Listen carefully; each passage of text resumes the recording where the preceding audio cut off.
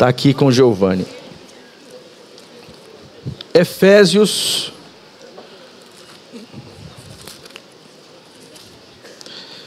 capítulo 4.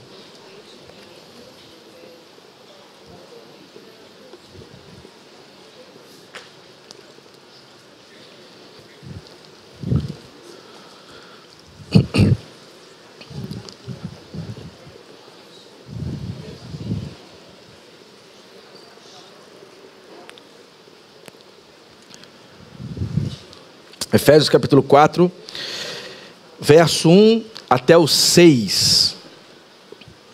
Nós participaremos daqui a pouco da celebração da ceia, da partilha da mesa. A ceia, ela aponta para um projeto que é recorrente na exortação ou nas exortações neotestamentárias, que é o tema da unidade, que nós poderíamos falar em comunhão. Neste mundo plural, multiforme, no qual nos encontramos com pessoas diferentes, com perspectivas diferentes, com horizontes diferentes.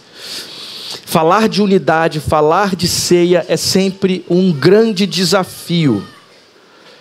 Para uma igreja como Betânia, do tamanho de Betânia, na qual encontramos diversos grupos. A gente tem percebido isso. Isso não é ruim, isso é bom, desde que estes grupos não sejam grupos fechados e intransponíveis. Falar de unidade é sempre um desafio. Mas eu acredito, irmãos, não importa o tamanho da igreja. Se é uma igreja com 10, com 15 ou com 10 mil.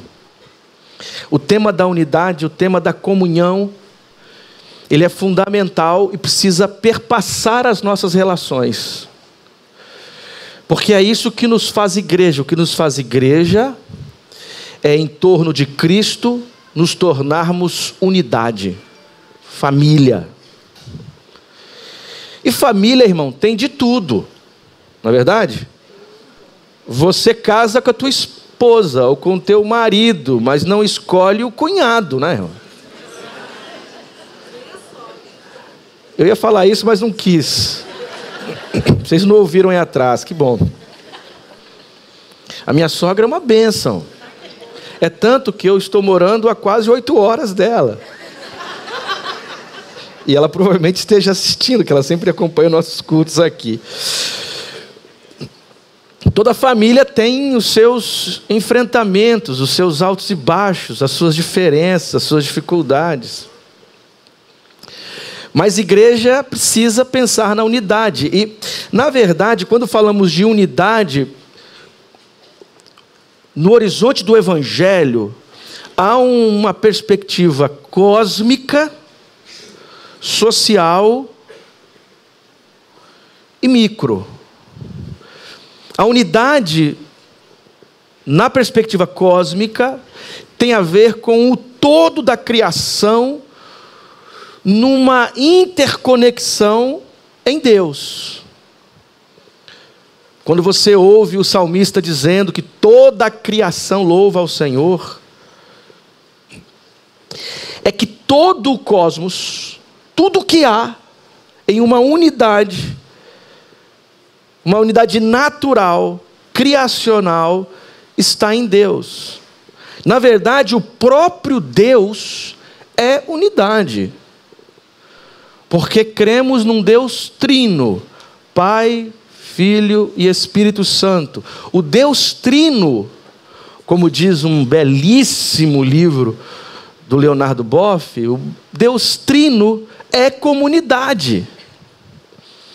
Este Deus trino que é comunidade e é unidade, é como se fosse um paradigma para o cosmos, em que toda a criação está em unidade. Quando o Filho de Deus, da Trindade, se encarna, ele então propõe, na pregação do reino de Deus, uma sociedade que construa a lógica da unidade. Essa unidade é um horizonte. Por isso que toda guerra, perseguição, violência, todas estas coisas são profundamente contrárias ao Deus uno. Amém, irmão?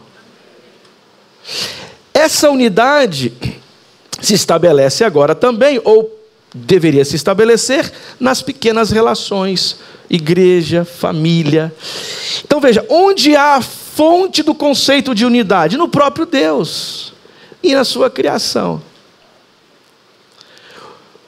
Então falar de unidade é falar do ser de Deus, é falar da criação, é falar do ser igreja.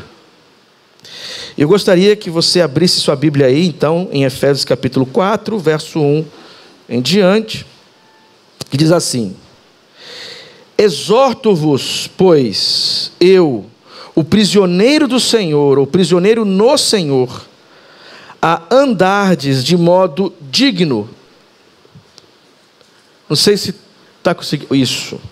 De modo digno da vocação a que fostes chamados, com toda humildade e mansidão, com longanimidade, suportando-vos uns aos outros com amor, procurando conservar a unidade no Espírito pelo vínculo da paz. Há um só corpo e um só Espírito, assim como é uma só a esperança da vocação a que fostes chamados. Há um só Senhor, uma só fé, um só batismo. Há um só Deus e Pai de todos, que está acima de todos, por meio de todos, e em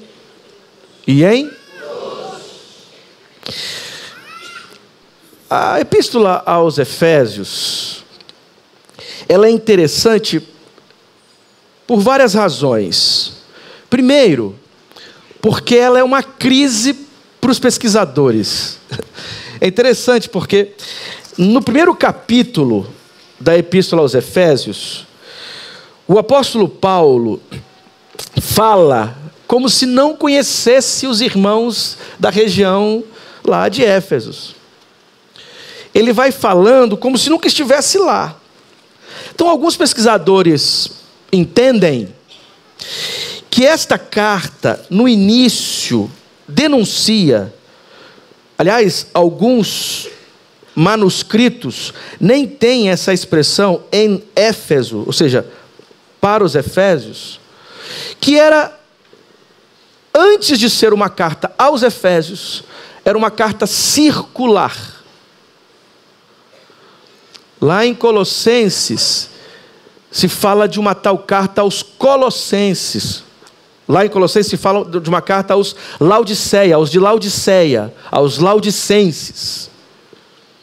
Alguns dirão que esta epístola, que tem hoje o título aos Efésios, originalmente tenha sido enviada aos Laodicenses. Isso aqui é uma informação que parece banal, mas não é. Por quê? Porque esta carta, ela provavelmente tinha uma função para a cristandade da época. Isso significa que provavelmente esta carta, ela tinha o objetivo de circular as igrejas, para que as igrejas de alguma maneira entendessem bem o que nela encontramos sobre dois assuntos. Primeiro, a reconciliação em Cristo. Até o capítulo 3, do capítulo 1 até o capítulo 3 da epístola aos Efésios, você tem uma discussão densa sobre a salvação em Cristo Jesus, sobre a graça que alcançamos em Cristo Jesus. Aliás, lembra um pouco a epístola aos Romanos. E neste bloco, o autor nos garante que em Cristo, somente nele, e em nenhum outro caminho, isso descarta os nossos méritos, a nossa força, ou mesmo a nossa própria bondade, e aponta para Cristo e a sua obra como a única razão, a única causa da nossa reconciliação com Deus. E é interessante, porque nessa epístola, nesta primeira parte, o texto apresenta um Cristo que é glorioso, mas um Cristo glorioso que nos acolhe e nos torna participantes desta graça de Deus, dessa reconciliação com Deus. E mais do que isso, nos dá a certeza que esse negócio não tem nada a ver com a gente em si.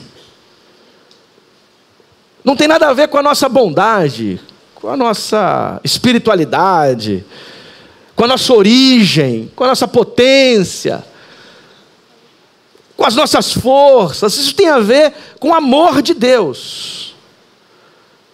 Isso tem a ver com o passo primeiro que Deus dá. Isso nos conforta muito, porque nós vamos celebrar a ceia daqui a pouco, e a ceia aponta para isso. A ceia aponta para a experiência de um Deus que, mesmo sendo quem nós somos, fazendo as coisas que a gente faz,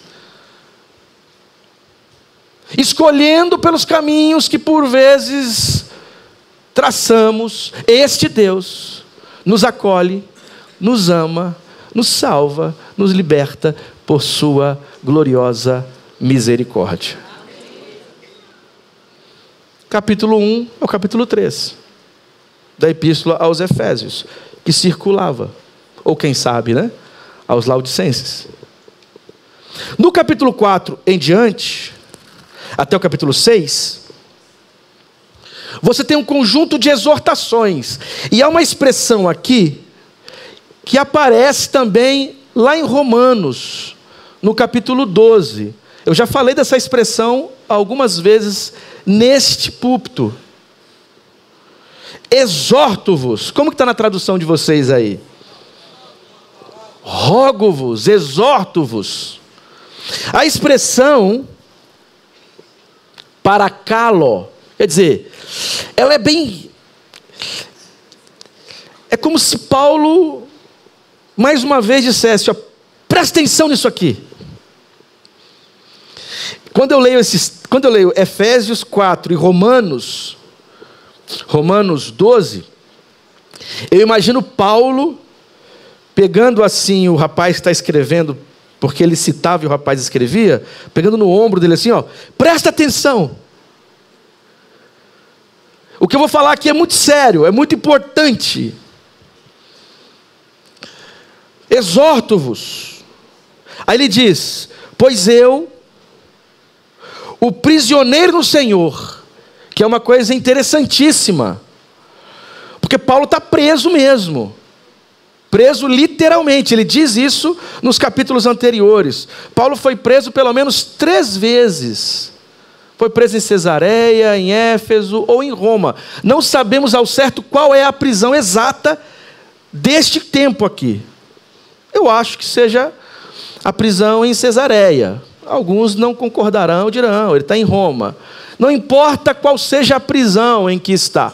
O que importa é como ele trata a prisão. A maneira como ele lida com esse negócio. Ele diz assim, ó, pois eu, o prisioneiro no Senhor. Por quê? Ele poderia estar preso em qualquer lugar, mas a prisão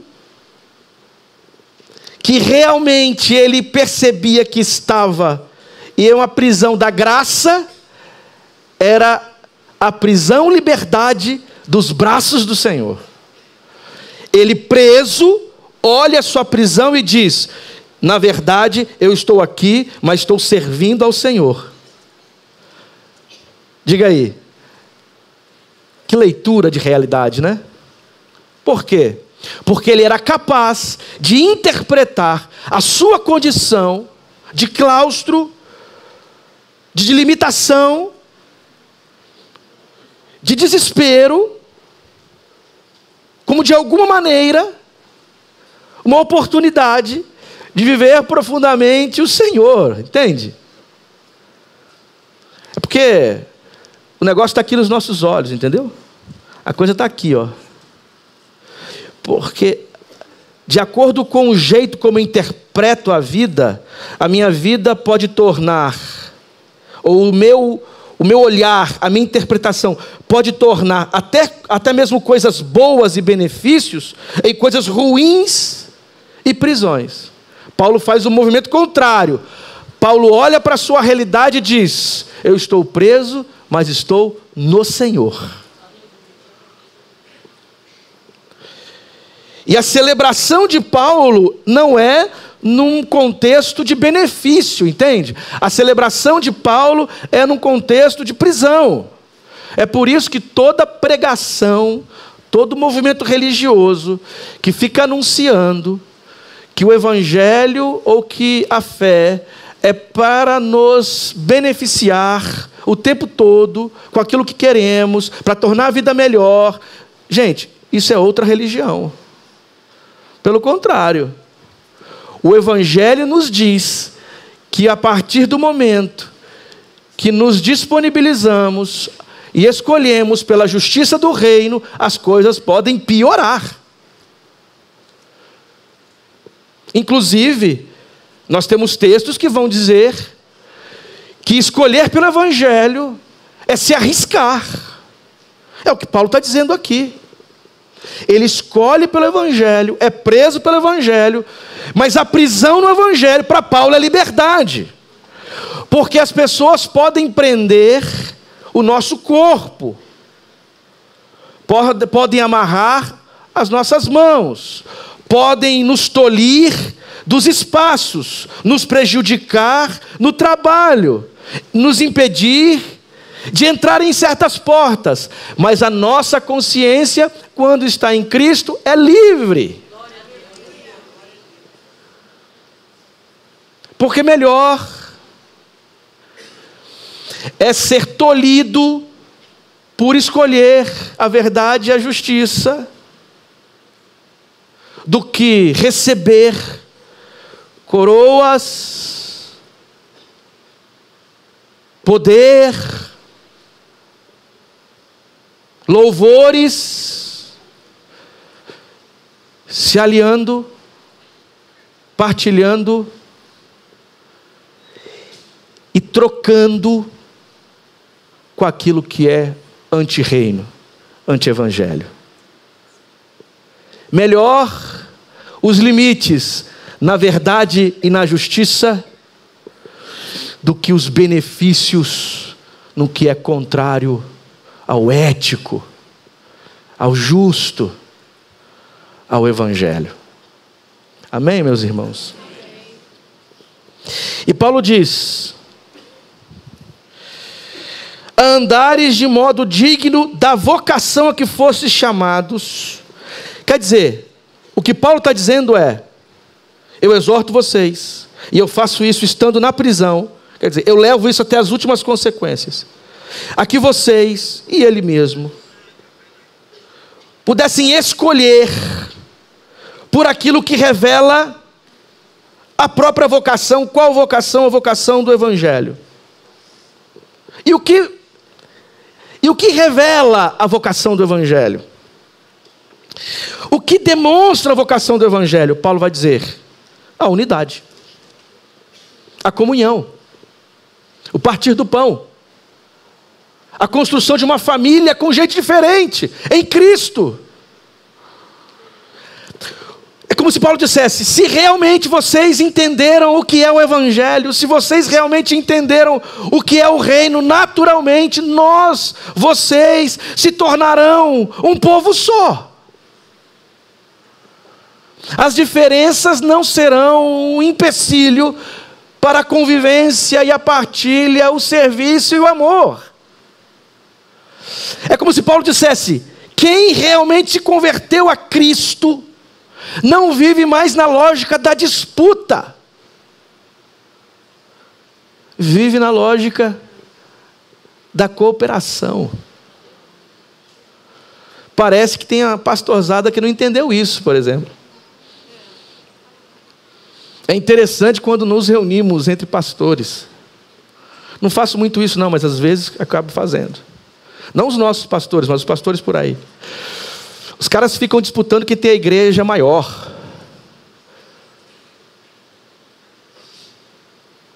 Disputando quem tem os espaços mais significativos. Outro dia, me chamaram para falar numa igreja. O pessoal me convidou, falei, depois no final me chamaram no canto assim: pastor, eu queria falar uma coisa com o senhor, mas eu não sei, porque a gente tem um pouco de medo de Betânia. Eu falei: uai, o que houve, irmão? Por que tem muitos pastores jovens? Eu falei: também sou, mas mais jovens que o senhor. 24, 25 anos, que estão começando. Tem um aqui de 24 anos que acabou de tomar posse de uma igreja. E nós queríamos nos reunir, nós queríamos conversar, queríamos partilhar. Só que é sempre um medo, né? Porque parece que estão sempre em disputa. E Betânia, por ser uma igreja que tem uma relevância aqui no Rio, eles sempre olham com muita desconfiança. Eu falei: meu irmão, eu cheguei aqui, não foi para disputar com vocês em nada. Eu vim aqui para partilhar o reino com vocês, vocês são os meus irmãos. Eu vim aqui para partilhar o Evangelho com vocês. E se estiver ao meu alcance, estou disposto a ajudar no que for preciso, porque no final o reino não é meu, o reino não é de vocês, o reino é nosso, o Pai é nosso, o pão é nosso, o Senhor é nosso, tudo em todos.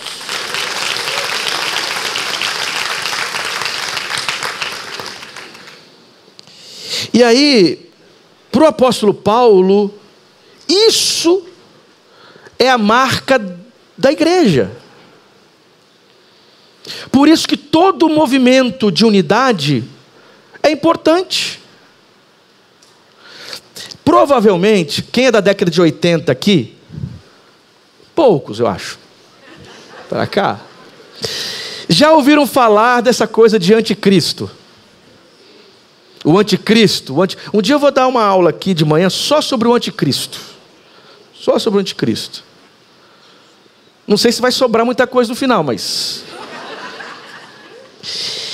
E era assim, as igrejas cristãs, quando tentavam unidade, via alguém e dizia: não, isso é coisa do anticristo. Porque o anticristo, nos fins dos tempos, ele vai juntar todo mundo para uma grande guerra. Irmão, você acha que unidade é coisa do anticristo, do diabo? Esqueça, unidade é coisa divina. Esse negócio de discussão escatológica que cria motivos perversos para separar os irmãos, isso é invencionice de gente que gosta de assustar as pessoas e se beneficiar com isso. Anticristo é um tipo de espírito, de orientação, de jeito de funcionar, de sistemas que produzem exatamente, que geram exatamente a desconexão, a ruptura, a desunião, a ausência de comunhão. Estamos denunciando um suposto anticristo, mas quando não partilhamos a vida e o reino juntos, nós estamos sendo anticristos.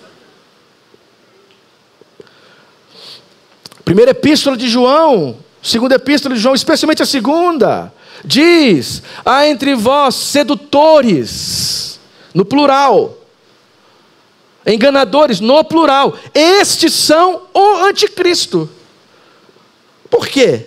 Segundo o texto, porque racham a igreja no meio, porque criam dissensões, porque ficam acusando um ao outro, que ficam criando estigmas. Ah, é liberal, ah, é fundamentalista, ah, é progressista, ah, é não sei o quê. E no final, é todo mundo correndo com suas próprias pernas em busca dos seus próprios desejos de poder. A mesa tem que ser larga, tem que caber todo mundo.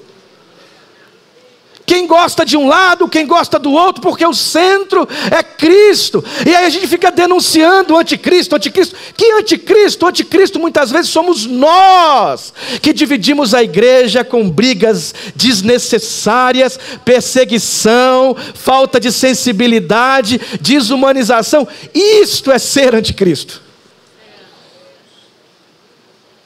Essa escatologia da bestialização, isso que é coisa do anticristo. Aí Paulo está dizendo que no fundo, quando não há isso, quando não há unidade, quando não há partilha, quando não há troca, quando não há mesa, isso é contra o reino. Outro dia me convidaram para pregar numa igreja. E meu irmão, não tentem me colocar em qualquer caixinha. Eu não encaixo, não. Uma hora você vai ouvir falar, o pastor é daqui, o pastor é de lá. Porque eu não sou nem de cá, nem de lá, nem de cima. Eu sou de Cristo, irmão. É isso que me importa. E tem que ser crítico a todo e qualquer tipo de perspectiva, em amor. Me chamaram para um evento, não vou falar igreja, uma grande igreja em Minas Gerais. Falo não. E aí me convidaram, aí começaram a mandar mensagens lá para o organizador. Aí o pastor, muito sábio, diz assim, ó: irmão, eu quero ouvi-lo. E ouvindo-o, eu tiro as minhas conclusões. Me tornei amigo dele, ó. Concordo com ele? Quase nada. Quase nada. Se botar aqui na mesa não sobra quase nada. Mas partilhamos a Cristo Jesus. Igreja tem que ser um lugar de unidade, no vínculo da paz. Gente diferente, com perspectivas diferentes, com as quais eu não concorde, mas em Cristo somos todos servos de um reino, e um reino de amor.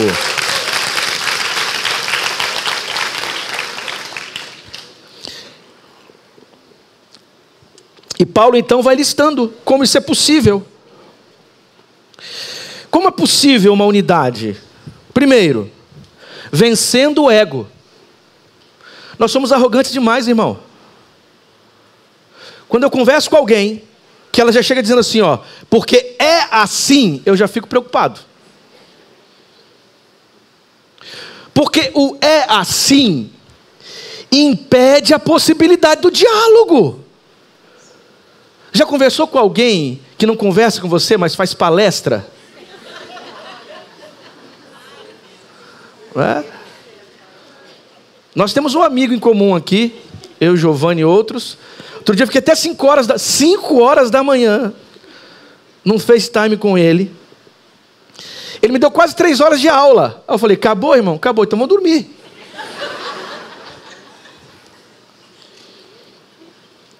Paulo diz assim, ó: com toda humildade e mansidão, com longanimidade, suportando-vos uns aos outros com amor, procurando conservar a unidade do Espírito pelo vínculo da paz.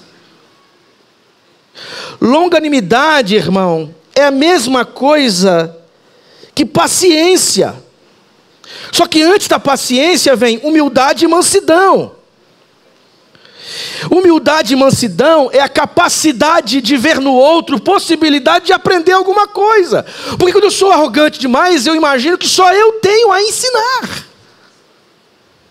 E mansidão é esse ato, e no texto grego, as duas expressões estão conectadas a uma expressão chamada kai, ou seja, humildade e mansidão são duas expressões que precisam ser lidas conectadas. Porque humildade, que é a capacidade de olhar para o outro e olhar para si no mesmo nível, de ouvir, de aceitar a crítica, de perceber que às vezes erra e de levar em consideração que o teu mundo não é o único mundo possível. Essa humildade, ela é perpassada pela mansidão, porque você só é capaz de fazer assim quando o teu ânimo é domesticado. Quem não é manso não tem condições de ouvir, porque o seu grito é sempre mais importante. Para ter unidade, nós precisamos ter a compreensão de que o outro é um mundo importante para mim. O arrogante, ele passa por cima de tudo, porque ele não tem nada a aprender. E se tem uma coisa que amassa o nosso ego e nos humaniza, é o sofrimento. O Carlos Drummond de Andrade tem um poema que ele titula como Unidade, que ele diz assim: as plantas sofrem como nós sofremos. Por que não sofreriam, se esta é a chave da unidade do mundo? O poeta está dizendo que a chave da unidade do mundo é o sofrimento. Porque todos nós, altos e baixos, novos e velhos, ricos e pobres, brancos e negros, homens e mulheres, todos nós temos um lugar comum que nos une, que é o sofrimento humano. E o sofrimento amassa o nosso ego, nos humaniza de novo.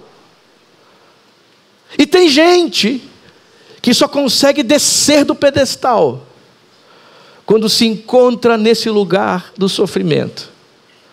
Ora, precisaremos sofrer duramente para entendermos que o outro é importante, e que você não é uma ilha, e que o outro tem algo a te ensinar, e que você precisa diminuir o tom para ouvir e aprender. Aqui nessa comunidade tem de tudo, irmão.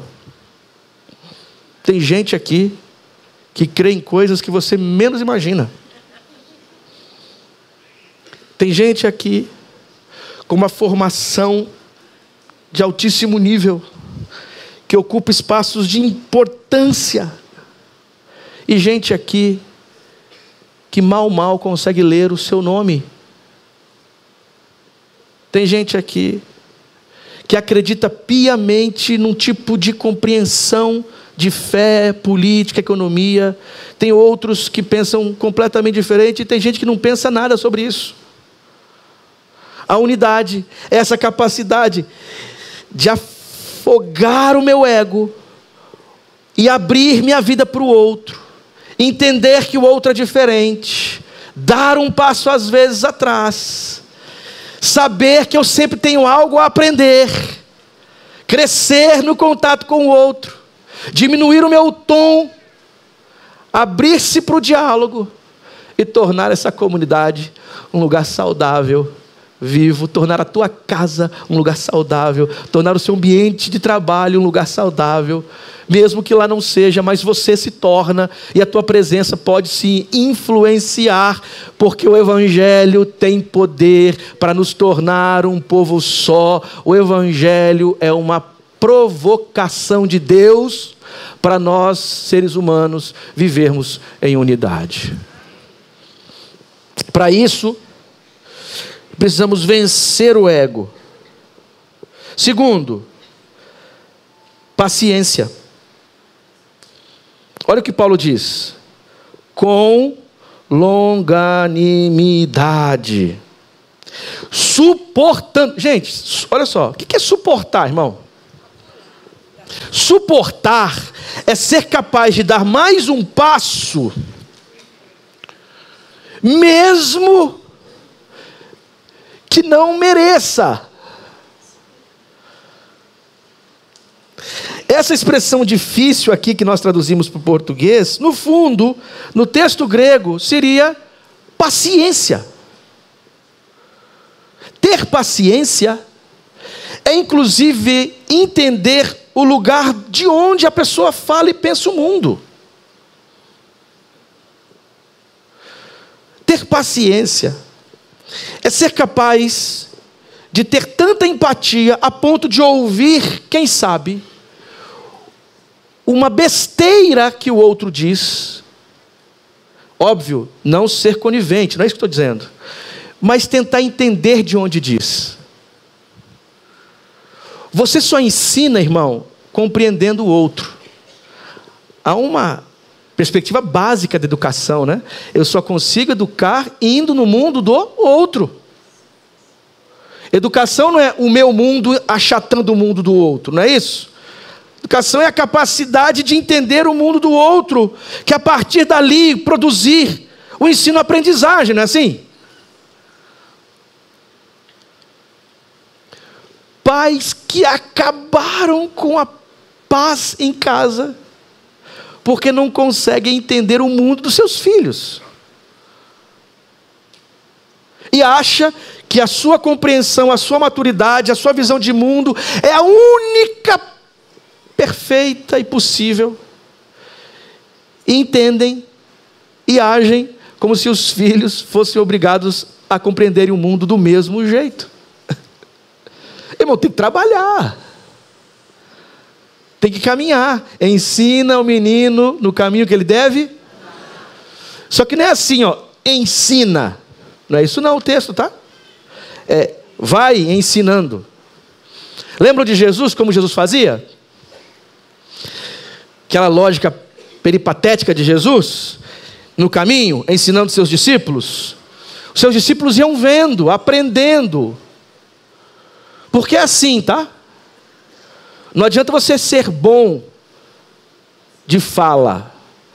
Tem que ser bom no rito da vida. Só é possível a comunhão, a unidade, se eu tiver paciência com as limitações do outro. Precisa entender que tem coisas que te tocam mais e te tocam menos. Essas coisas que te tocam menos, não significa que tocarão menos nas outras pessoas também. Então respeite a fragilidade do outro. Ter paciência tem a ver também com coragem. Coragem de acreditar que o outro tem jeito. Tem uma expressão que vocês usam muito aqui no Rio: atravessamento, não é isso? Está atravessado com o outro. Eu ouço isso o tempo todo. Ou é só alguns que falam comigo, eu estou achando que é o Rio de Janeiro todo? Eu preciso de um maior estudo cultural da linguagem do Rio de Janeiro.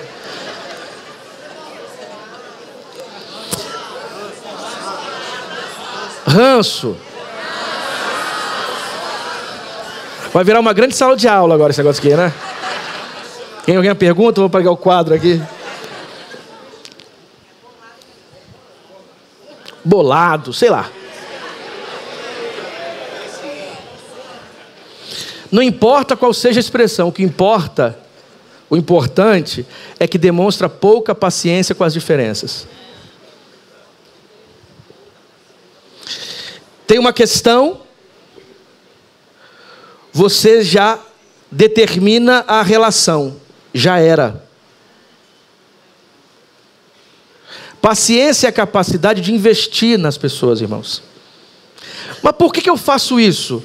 É simples, não é? É assim, deu ruim, não deu certo, manda embora, não quero mais saber. Eu vou eliminar essa pessoa da minha vida. Deixa eu falar uma coisa para você. Se você estivesse em outra religião, beleza, você está no cristianismo, já era. Já era. O cristianismo te convida a tornar a família gente estranha, a perdoar, a ter paciência, a acreditar, a restaurar relacionamentos, a caminhar, a investir, a ter agenda. O cristianismo te chama a ser comunidade. Não existe fé cristã no solitário da existência. Só existe fé cristã na lógica da ceia. Jesus, quando foi explicar sobre reino, chamou o povo, sentou do lado, andou com eles, abriu um vinho, separou um pão, comeu, bebeu e partilhou o reino. Isso é fé cristã, irmão. E ali tinha de tudo, até traidor. Estava lá. Pedro disse assim, ó: eu vou contigo até a morte, Senhor. Eu vou contigo até a morte. Jesus olhou para Pedro assim, meu irmão, eu te conheço bem. Vou te apresentar a lógica do galo, que vai dizer quem você é. Ele vai cantar e você vai se desnudar diante de mim e das pessoas. O galo canta, Pedro é desnudado. Jesus encontra Pedro de novo. O que Jesus faz? Tem paciência com ele. Responde uma, duas. Na terceira, Pedro se converte. Agora, Pedro, isso aí, vai e apacenta as minhas ovelhas. Aí um cara que tinha negado a Cristo, livros depois da Bíblia em Atos, se levanta, prega no meio do furacão sobre o mesmo Cristo que ele negou, no mesmo lugar onde o negou, e anos depois é morto, crucificado, como diz a tradição, de cabeça para baixo, e não nega o seu amigo. Para ter unidade tem que ter paciência, irmão. Para ser pai tem que ter paciência, para ser mãe tem que ter paciência, para ser amigo tem que ter paciência, para se relacionar tem que ter paciência, mas a paciência não é simplesmente uma escolha aleatória. Paciência é uma manifestação da presença do Espírito em nós, porque o Evangelho é poder de Deus para nos tornar povo dele, família, comunidade, unidade, para a glória e honra do nome desse Senhor que é trino.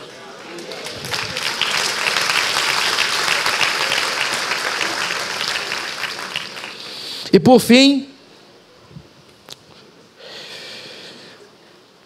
essa unidade, Paulo explica, só é possível tendo a consciência de algo maior. Verso 4: há um só corpo e um só Espírito, assim como é uma só a esperança da vocação a que fossem chamados. É como se Paulo dissesse: nós somos muitos, há uma série de questões, de conflitos, de diferenças. Deixa eu falar uma coisa para vocês aqui, muito séria. Vocês já ouviram aquela história? Vamos voltar para a igreja primitiva.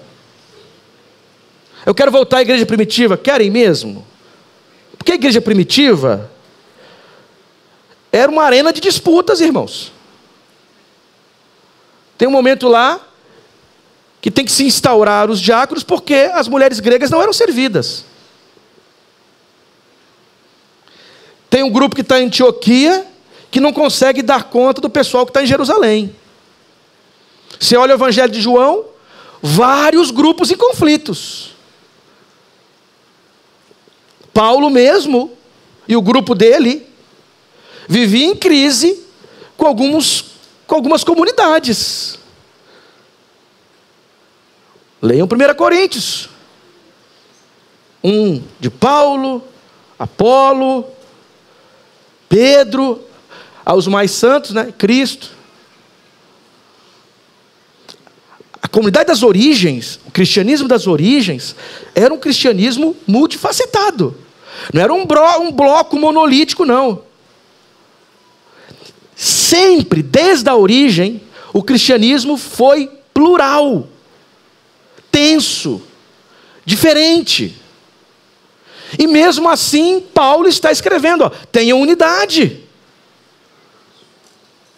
Se entendam. Percebam as suas diferenças. Porque a gente vai achando que o mundo é só isso aqui. Na verdade, é um projeto maior. Todas as vezes que você estiver em crise nas lideranças, Pensa assim, ó, qual é o projeto maior? É essa nossa diferença ou o que Deus tem para essa comunidade? Ontem, conversando com os jovens, alguém me perguntou, porque me viram num evento em que tem um grupo de pessoas que provavelmente eu não concordaria com nada do que eles falam. Como que você pode estar lá, pastor? É simples, porque é um projeto maior. Porque as minhas compreensões são as minhas e da minha comunidade, eu respeito. E não existe diálogo de lugar nenhum, vocês estão entendendo aqui? Todo diálogo, ele é feito a partir de algum lugar. Eu sou pastor batista, pastor em Betânia, com perspectivas carismático-pentecostais, esse sou eu. É desse lugar que eu falo. Agora, eu vou dialogar aqui com um presbiteriano, calvinista, litúrgico, com o luterano, com o anglicano, com o católico, com as outras expressões religiosas, mas eu vou fazer do meu lugar. É daqui que eu falo, eu sei quem sou.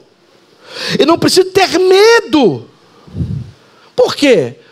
Porque a lógica do reino é maior do que isso.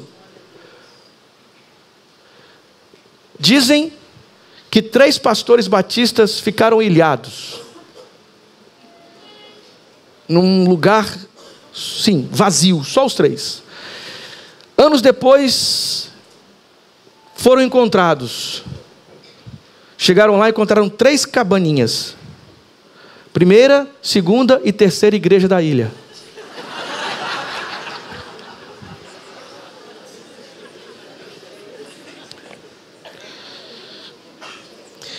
Quando eu entendo, você quer uma coisa para criar unidade?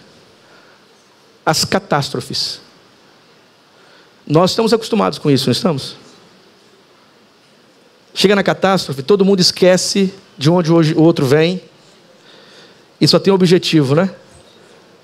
Reduzir os danos. O Evangelho nos convida a isso para além dos danos. O Evangelho é o poder de Deus. Horizonte que está para além das nossas diferenças. Aliás, as diferenças nos ajudam a aprendermos com o outro. Chega na internet, irmão, é um inferno. Porque o pessoal vai criando bolhas.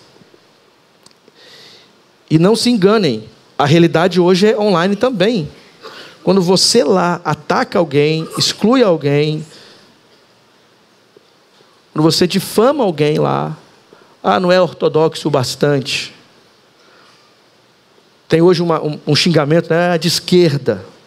É fascista. Não sei o quê. E vai criando essas bolhas. Eu não sento, não falo, não converso. Não tô... qual que é o limite, pastor? O limite, sabe qual é? O amor. Isso eu não quero. Então, meu irmão, tem que deixar Jesus de lado. E o amor exorta também. O amor mostra a posição que parece ser mais eloquente, mais adequada. O amor denuncia, mas o amor convida para o risco de sentar, dialogar e caminhar com gente diferente, tendo a consciência de que tem algo maior, porque há um só Senhor, um só reino, um só batismo, por meio de todos, em todas essas coisas se dão a algo maior, e este algo maior nos convida à aproximação, às vezes tensa, mas essa aproximação, às vezes tensa, faz da gente comunidade, faz da cristandade sinal de Deus no mundo, e faz da fé neste tempo algo que realmente vale a pena. Não fomos chamados para o gueto, fomos chamados para o reino. Isso se aplica aqui, irmãos. Deixa eu falar uma coisa para vocês aqui, para o pessoal de Betânia, para você que está nos ouvindo também. Antes de vocês criarem confusão um com o outro em espaços de ministério ou coisas desse tipo, lembrem-se, há algo maior. Olhe para este algo maior e tente resolver as questões aqui. Picuinha se resolve com amor, paciência e tendo a consciência que tem algo maior. Deu problema? Chama, fala, resolve. Não é assim que a Bíblia ensina? Está lá, deu conflito? Chama, vamos conversar, vamos acertar. Sabe por quê? Tem algo maior. Tem algo maior. Mas essa pessoa não está nem aí para o algo maior. Mas você está, faça a tua parte. E se todos pensarem assim, no final, veremos que estamos no mesmo lugar, mas talvez com interpretações diferentes. Mas isso não é um empecilho para vivermos felizes em comunhão, partilhar o pão para a glória desse Deus que nos chama a unidade.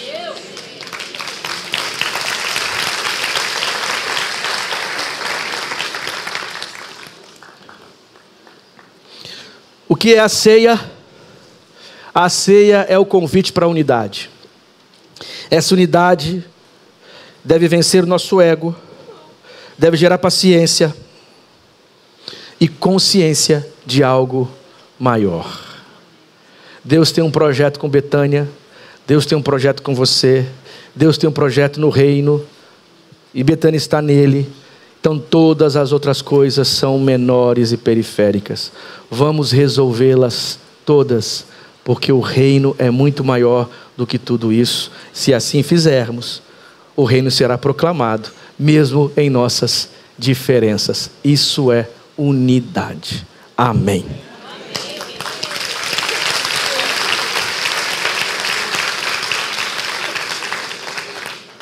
Eu quero te chamar neste momento a entrar assim na consciência, criar consciência e perguntar a si: qual é a minha participação na construção da unidade? Quem que eu sou nesse projeto da unidade? Unidade pressupõe diferenças, inclusive.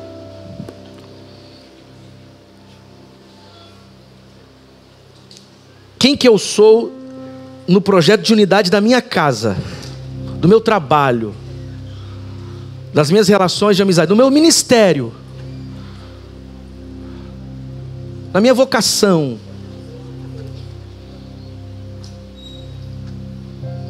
Outro dia eu estava conversando com a Bia e falei algumas coisas, não levei muito a sério o que ela falou, porque eu achei infantil. E ela percebeu isso. Eu falei assim: pai, o senhor não está levando a sério o que eu estou falando, né? Aí eu falei: filha, realmente não levei, porque eu estou olhando do meu mundo o teu. Me ajuda a entender melhor o teu, minha filha.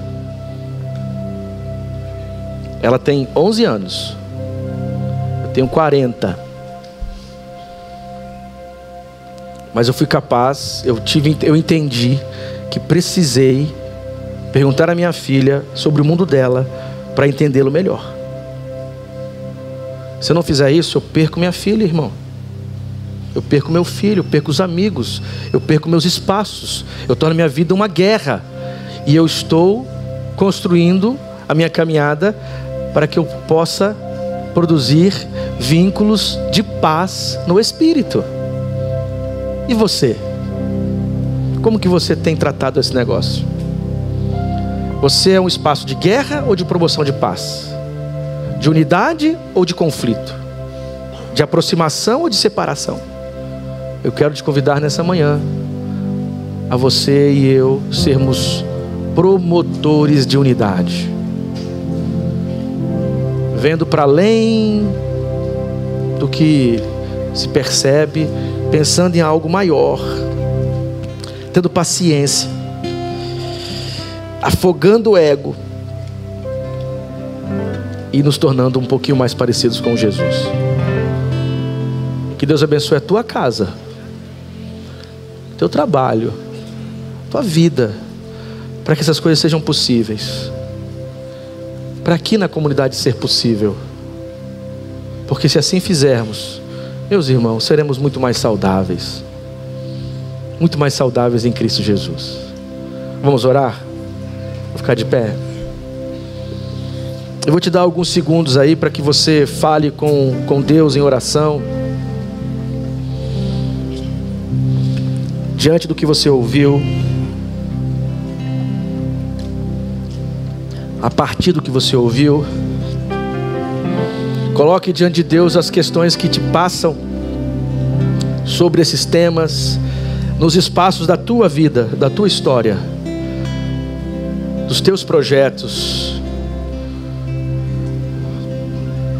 Peça, Senhor, me ajude a ser instrumento de unidade no vínculo da paz. Senhor, me dê paciência, discernimento. Me ajude, Senhor, a afogar o meu ego. Me ajude, Senhor, a entender melhor o outro. Me ajude, Deus, a sair do meu mundo e compreender o mundo que me cerca, o mundo do outro. Me ajude, Senhor, porque eu não quero perder mais pessoas importantes do meu lado. Senhor, me ajude para que eu consiga promover mais paz, Senhor, unidade. Quero te dar alguns segundos aí para que você fale com Deus. Fale com Deus, converse com Ele de maneira litúrgica, nesse espaço de comunidade, de comunhão.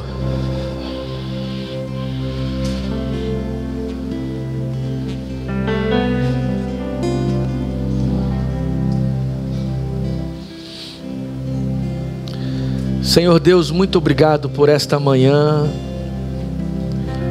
O Senhor é o Criador da unidade. Em Ti se conectam todas as coisas, para que nós nos conectemos também. Senhor, ajuda-nos a sermos uma igreja forte, viva, segura na unidade.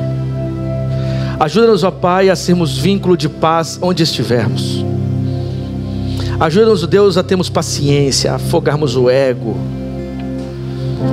a compreendermos o que é maior, a darmos o primeiro passo, sempre na direção do vínculo da paz. Deus, ajuda-nos, Senhor, a amadurecermos na fé, a amadurecermos como pais, mães, filhos, amigos, amadurecermos, ó Deus, a partir dos lugares que ocupamos e das responsabilidades que temos. Senhor, traz paz e unidade nos lares conturbados que aqui são representados. Senhor, ajuda-nos a sermos uma igreja da partilha, a distribuirmos aquilo que temos, a fortalecermos os que estão enfraquecidos. Ajuda-nos, ó Deus, a sermos fonte a outros companheiros ministeriais. Ajuda-nos, ó Deus, a sermos fonte a outras igrejas que nos cercam. Ajuda-nos, Senhor, a sermos fonte aos que estão sedentos e gritando por ajuda, por amizade, por acolhimento. Arranca de nós o espírito da disputa e nos torna ponte. Senhor, que Betânia seja uma igreja viva, tão viva a ponto de promover unidade. Não permita que o preconceito, não permita, Deus, que a nossa ira, não permita, Senhor, que essas coisas modelem o jeito como olhamos o mundo, porque precisamos de Ti, do Teu Espírito, da Tua presença, que traz os vínculos da paz. Amém.